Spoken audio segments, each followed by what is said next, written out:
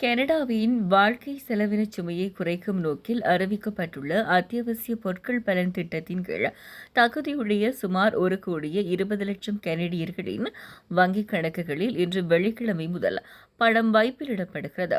பிரதமர் mark Carney கடந்த ஜனவரி மாதம் இந்த நிவாரணத் திட்டத்தை அறிவித்திருந்தார். இதுவரையில் நடைமுறையில் இருந்த வரி திருப்பளிப்பு திட்டத்துக்கு பதிலாக இந்த புதிய பலன் திட்டம் அறிமுகப்படுத்தப்பட்டுள்ளது. குறைந்த மற்றும் நடுத்தர வருமானம் பெறும் குடும்பங்கள் அதிகரித்து வரும் வாழ்க்கை செலவுகளை சமாளிக்க உதவும் வகையில் இந்த நிதியுதவி வழங்கப்படுகிறது. குடும்ப உறுப்பினர்களின் எண்ணிக்கையை பொறுத்து கொடுப்பனவு தொகை மாறுபடும். குழந்தைகள் இல்லாத தனிநபர் ஒருவர் அதிகபட்சமாக 267 கனடிய டாலர் வரை பெற முடியும். 2 குழந்தைகள் உள்ள தம்பதியினர் அதிகபட்சமாக 533 கனடிய டாலர் வரை பெற தகுதியுடையவர்களாக இருப்பார்கள். இன்று வழங்கப்படும் இந்த சிறப்பு ஒருமுறை கொடுப்பனவு ஆண்டு பலனின் 50% மதிப்பை கொண்டதாகும்.